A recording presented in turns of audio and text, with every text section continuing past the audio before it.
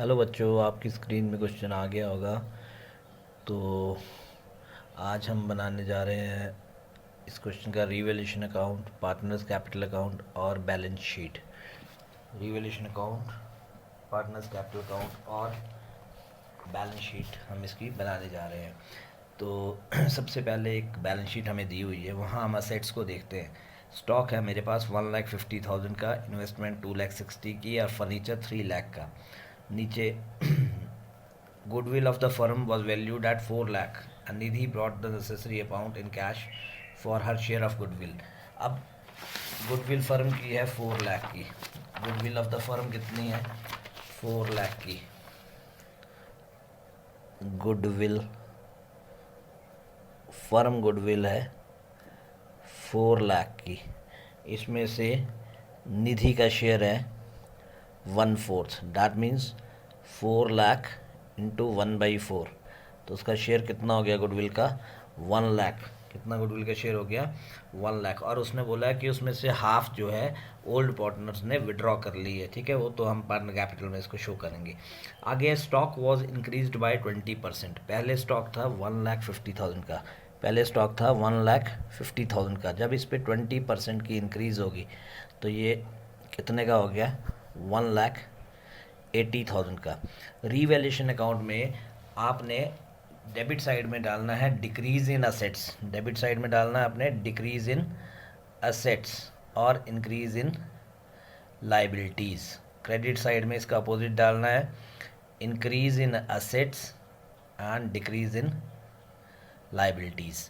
और revaluation account में जो हम अमाउंट डालेंगे वो डालेंगे जिससे कोई आइटम डिक्रीज़ हो रही है या जितने से इंक्रीज़ हो रही है, वो वाला अमाउंट हम रिवैल्यूएशन अकाउंट में डालेंगे। तो स्टॉक हमारा जो है यहाँ 30,000 से इंक्रीज़ हो रहा है, तो मैंने डाल दिया बाई स्टॉक 30,000। दूसरा, उसके बाद है फर्नीचर रिड्यूस टू 90%। फर्नीचर जो है हमारा वो रिड्यूस हो रहा है 90% तक।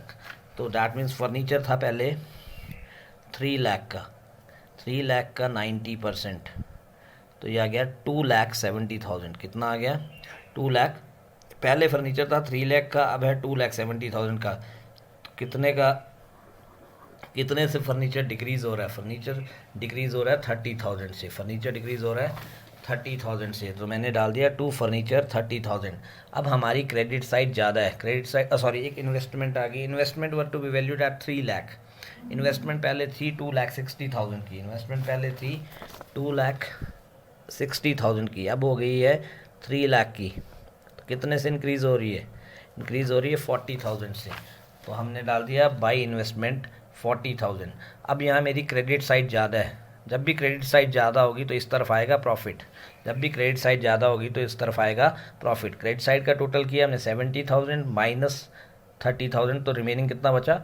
40,000। अभी इस प्रॉफिट को मैं डिस्ट्रीब्यूट करूँगा ओल्ड पार्टनर्स को in their old profit sharing ratio. जब मैंने 40,000 को 3:2 है उनकी, तो एक को दिया 3/5 और दूसरे को दिया 2/5। तो प्रॉफिट जो आए वो आए 24,000 और 16,000। ठीक है बेटा।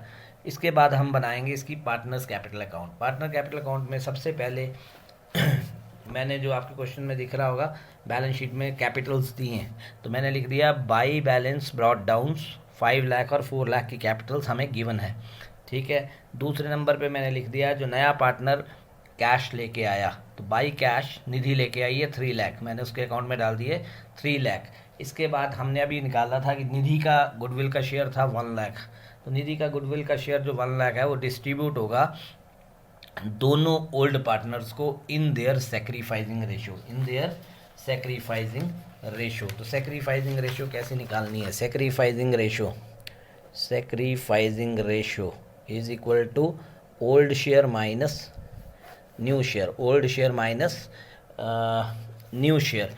तो निधि का शेयर था 1/4। निधि का शेयर है 1/4। तो हमारे पास रिमेनिंग शेयर कितना बच गया? रिमेनिंग शेयर बच गया 1 माइनस 1/4 इज 3/4। 3/4। तो संजना जो फर्स्ट पार्टनर है उसका न्यू शेयर कितना बन गया? संजना का न्यू शेयर बन गया 3/4 और उसका अपना हिस्सा था 3/5, तो आ गया 9/20। ऐसे ही दूसरा आलोक आलोक का न्यू शेयर कितना बन गया 3/4 और उसका अपना हिस्सा था 2/5, तो ये आ गया 6/20।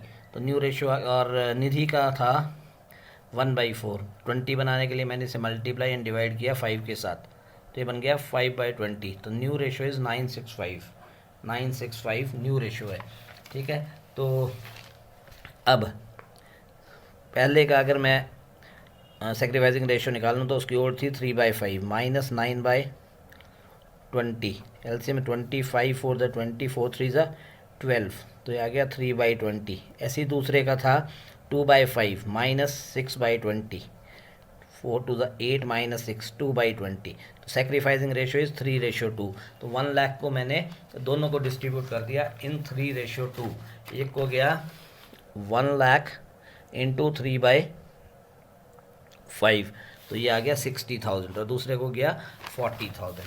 इसके बाद आपकी बैलेंस शीट में एक चीज़ दिख रही है, वर्कमैन कंपनसेशन फ़ंड।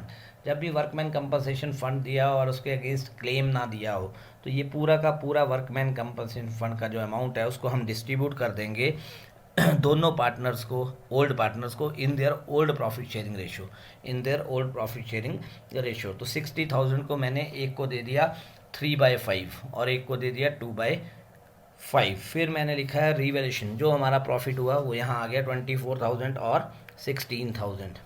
अगर लॉस होता तो इस तरफ आता। अब बात आ गई एडजस्टमेंट ऑफ, और एक इन्वेस्टमेंट जो है एक पार्टनर ने टेक ओवर कर ली है, लोक ने पूरी की पूरी इन्वेस्टमेंट टेक ओवर कर ली 3 लाख की, तो मैंने वो उसके अकाउंट में डाल दी। उसके बाद उन्होंने बोला कि जो ये गुडविल आया था 1 लाख की, उसमें से हाफ जो है पार्टनर्स ने विड्रॉ कर ली। हाफ मतलब 50,000 की उन्होंने विड्रॉ कर ली। तो 50,000 इंटू 3/5 और 50,000 इंटू 2/5 करके मैंने इसे यहाँ डाल दिया। अब बात आ गई एडजस्टमेंट ऑफ कैपिटल की। एडजस्टमेंट ऑफ कैपिटल की कैसे निकलेगी adjustment of capital? Adjustment of capital, तो पहला निधि पार्टनर आई थी नई विद 3 लाख रुपीज़ और शेयर था उसका 1/4। ठीक है जी। फर्म की कैपिटल मैं यहाँ से कैसे निकाल लूँगा? फर्म की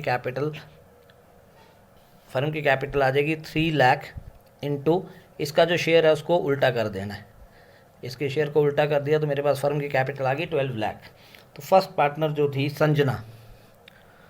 संजना को मिला 12 लाख का न्यू प्रॉफिट शेयरिंग रेशियो के हिसाब से 9/20। तो उस 5,40,000 उसकी कैपिटल बनी 5,40,000 की। आलोक की आ गई 12 लाख इंटू 6/20, उसकी कैपिटल बनी 3,60,000 की, और निधि की बनी है 3 लाख। अब हमने यहाँ देखना है, यहाँ देखो ये टोटल बना है 5,60,000, 5 लाख, देखो 5 लाख संजना का देखना है हमने, 5,60,000, 36 और 440 60,000 ये, तो ये आ गया 6,20,000 इस तरफ का। और यहाँ से हमने इससे माइनस करना है 30,000। क्या माइनस करना है? 30,000। तो ये आ गया हमारे पास 5,90,000। 5,90,000 वो लाया है और उसकी कैपिटल यहाँ कितनी बन रही थी 5,40,000। तो उसे हमें क्या करना पड़ेगा? हमें उसे 50,000 रिफ़ंड करना पड़ेगा। रिफ़ंड करेंगे तो डेबिट साइड में हम उसको डाल देंगे टू कैश 50,000। ऐसे ही दूसरा पार्टनर जो था आलोक की बन रही है 4,40,000, जो 40,000 4,80,000। 4,80,000 में से मैंने माइनस किया 3,20,000। वो लेके आया है 1,60,000 और उसको लानी कितनी चाहिए थी? उसको लानी चाहिए थी 3,60,000। उसको कितनी लानी थी कैपिटल? 3,60,000 और वो लेके आया है 1,60,000, मतलब उसे 2 लाख रुपीज़ और लाने पड़ेंगे। ये 2 लाख रुपीज़ वो और ले आया। अब यहाँ हमने इसको टोटल कैलकुलेट कर दिया तीनों का। ठीक है जी। अब इसके बाद आगे बैलेंस शीट में क्रेडिटर्स में कोई चेंज नहीं हुई, 60,000 के क्रेडिटर्स आए। कैपिटल्स जो नई कैपिटल्स हमने निकाली थी वो तीनों कैपिटल्स यहाँ आएंगी। जैसे ये मैंने निकाल ली एडजस्टमेंट ऑफ कैपिटल करके, संजना की 5,40,000, आलोक की 360 और निधि की 3 लाख, ये तीनों कैपिटल्स आ गई। कैश, अब जो यहाँ मेन चेंज है वो आएगी कैश में।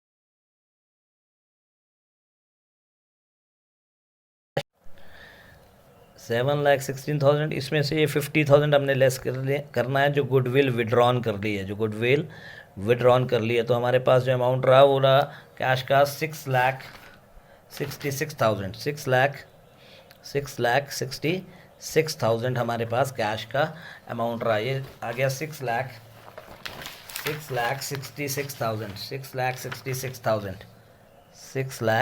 6,66,000 हमारे पास आ गया कैश। ठीक है, फिर हमारे पास डेटर्स में कोई चेंज नहीं है, डेटर्स लेस प्रोविज़न उतना ही अमाउंट हमने डाल दिया 1,44,000 का। स्टॉक जो हमारा था वो अब इंक्रीज़ हो रहा था, 1,50,000 से जा रहा था वो 1,80,000 पे। अब जो बैलेंस शीट में अमाउंट आता है वो आता है जो नया अमाउंट नई वैल्यू होगी। ठीक है, जो नई वैल्यू होगी तो 180,000 का हमारा स्टॉक हो रहा था वो, तो मैंने यहाँ डाला 1,80,000। फर्नीचर की नई वैल्यू कितनी थी, पहले 3 लाख का था, नई वैल्यू कितनी बन रही थी उसकी 2,70,000, तो मैंने न्यू वैल्यू डाल दी 2,70,000 की। दोनों तरफ की हमने टोटल किया और ये दोनों टोटल इक्वल आने चाहिए। मैंने आपको वर्किंग नोट्स भी साथ दे दिए बेटा, calculation of new profit sharing ratio, adjustment of capital और कैश का भी वर्किंग नोट आपको दे दिया है। तो होप है कि आपको ये वीडियो पसंद आएगा। अगर पसंद आता है तो इसको लाइक करो, शेयर करो और सब्सक्राइब करो और अपने फ्रेंड्स को भी बताओ। और अगर इसमें आपको और क्वेश्चंस भी सॉल्व करने हैं, कोई पर्टिकुलर टॉपिक सॉल्व करवाना है तो आप प्लीज़ कमेंट करो। Okay, thanks, have a nice day.